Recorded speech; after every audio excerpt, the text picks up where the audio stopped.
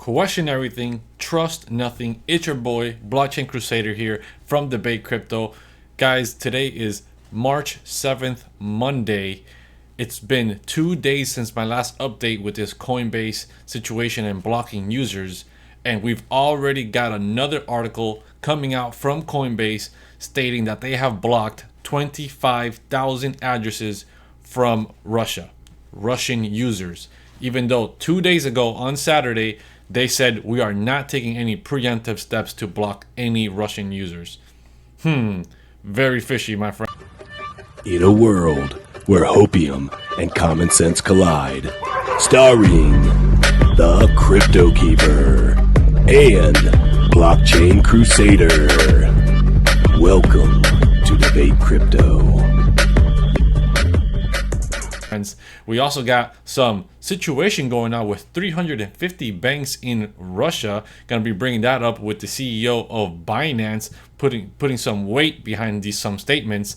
And we got the Russian ruble continues to crash versus Bitcoin. Stay tuned to the end where we're gonna be covering the Coinbase Russian news, blocking more users. So stay tuned to the end of that, guys. But let's jump into a quick market overwatch here.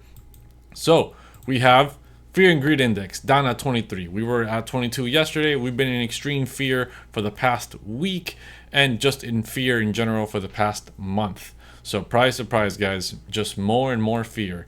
All right, let's jump over here to the crypto bubbles. We got some green in the markets. All right, we got a big bubble over here. Waves up 14%. Might not be able to see it. It might be behind my head right now. But yes, Waves is up 14%. But we still got a lot of red in the market as well. So let's jump over here. Bitcoin, let me do a quick refresh on CoinMarketCap. Back up to 38.9. We saw that Bitcoin was at 37 last night. Still down 24% the last 90 days. It continues to drop, guys, and just kind of, go sideways. We just jumped back up to 39 right now, up 0.5%. Ethereum still down 0.5%, right? Kind of no real amount of green in the markets, at least in the top 10. Top 20 so far. Really nothing's going on. There's more red than anything. So there are some, if you're looking for some market buys at low prices, right? Polkadot down 43% 90 days. Matic down 40% as well. We got Chainlink and Cardano also down in the 40s. It's DCAing if that's your strategy. Not financial advice, obviously, but always take a good look at the markets and see how far the market has dropped. So let's get into it. Let's start off with the Russian ruble. I cannot speak today, guys. Ruble crashes further against Bitcoin as oil sanctions continue to loom, right? So the Russian ruble sank 26% to a record low against Bitcoin on Monday. This was 2 hours ago, guys, on Monday, right? They're ahead of us, so their Monday's already been happening way longer than ours. Extending losses, the United States said it would be mulling sanctions on Moscow oil exports. It's down 60% against Bitcoin in the past month. The ruble, one Bitcoin costs 5 million ruble right now. There's down 60% against Bitcoin the past month, guys. We obviously know that they've been taking off the SWIFT system, right? Russia's oil makes about 50% of total exports, and if they're trying to ban the Russian oil situation, that's obviously going to hurt them quite a bit. Their central bank came out saying, hey, we're trying to raise interest rates to 20% to try to stop this economy from crashing, but there's no stopping it, guys. Well, now all of this has to do with crypto. Well, here it is. The demand surges in Russia. We're seeing volume, right? The ruble trade volume skyrocketing right now with the U.S. sanctions, because at the end of the day, these sanctions are for the government and certain banks. But what about the people? What about the Russian people? MasterCard and Visa, which we now know own a huge, at least MasterCard owns a huge portion, along with JP Morgan, of consensus on Ethereum. So beware, guys, are still active in Russia. Coinbase CEO Brian Armstrong said many Russians are trying to use crypto as a lifeline due to the ruble volatility, right? Yet, why did he not he, but his company banned 25,000 addresses from Russia? We're going to get into that real soon, guys. So remember, smash the like button, share it with a friend. We greatly appreciate it here on Debate Crypto. It helps with the engagement. So stay tuned to the end of the video. We're about to hit that Coinbase news, guys. So up next, we got Binance CEO right here. Changpeng Zhao, might have butchered that a bit, says 350 banks in Russia, but everyone's focused on crypto. So let's take a deep dive into this, what he just said, right? So everyone's focused on crypto instead of banks, says the CEO, right? CEO of Binance right here. In his latest tweet posted today, the CEO of Binance pointed out that there are 350 Russian banks and only about a dozen or so are on the sanctions list. In comparison, there is only a minuscule portion of crypto firms, but the entire focus has been put on the asset class, the nascent asset class, right? Making a spin like crypto's this big evil thing that will, help countries evade sanctions. This is exactly what I'm telling you. They're using this opportunity. Let me get closer to the mic here. They're using this opportunity, guys, to scare people out of crypto and then bring in heavy regulation because of illicit activities or sanction evasion, right? Versus, why are they not sanctioning all 350 banks? Right? Why, if they're so worried about it, why aren't they doing that for all the banks? Versus they're only doing it for about a dozen or so out of 350 banks, and then they make it seem like crypto is this humongous thing. We know that there's a super small amount of people in the entire world that are in crypto, and they're making it seem like Russia can just evade everything in Russia, and now Bitcoin and cryptocurrencies need to be completely restricted and all these, centralized exchanges, and start banning users. So let's keep going into this. Saying that it's only a minuscule portion, yada yada. His comments come from the fact that the media and the politicians have repeatedly highlighted recent times that cryptocurrencies are used to evade sanctions, right?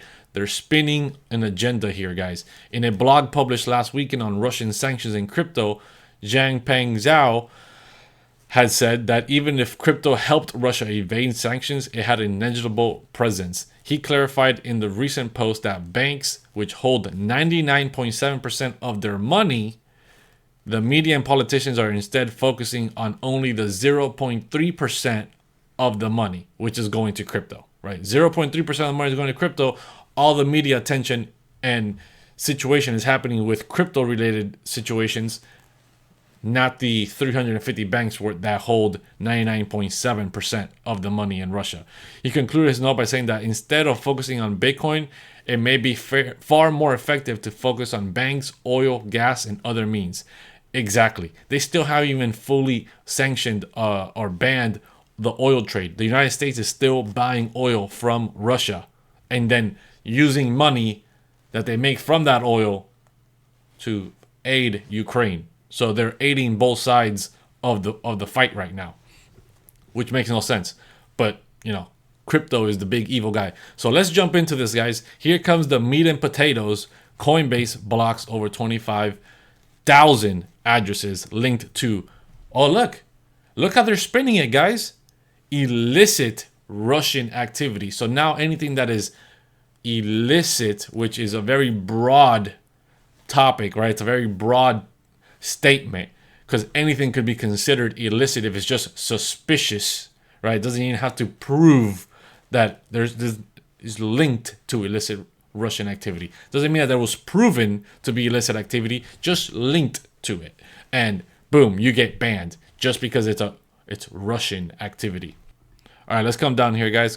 Coinbase has blocked over 25,000 addresses related to Russian individuals or entities believed to be engaged in illicit activities. The exchange added that these accounts were identified through its own proactive investigations, that the addresses have been shared with the U.S. government to further support sanction effort.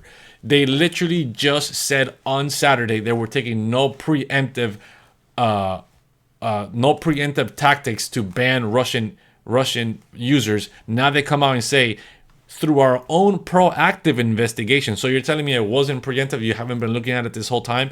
Proactive investigations. We have identified 25,000 addresses, and we are now reporting them to the U.S. government to support further sanction enforcement, aka the compliance that I've been talking to you about for the past week is here.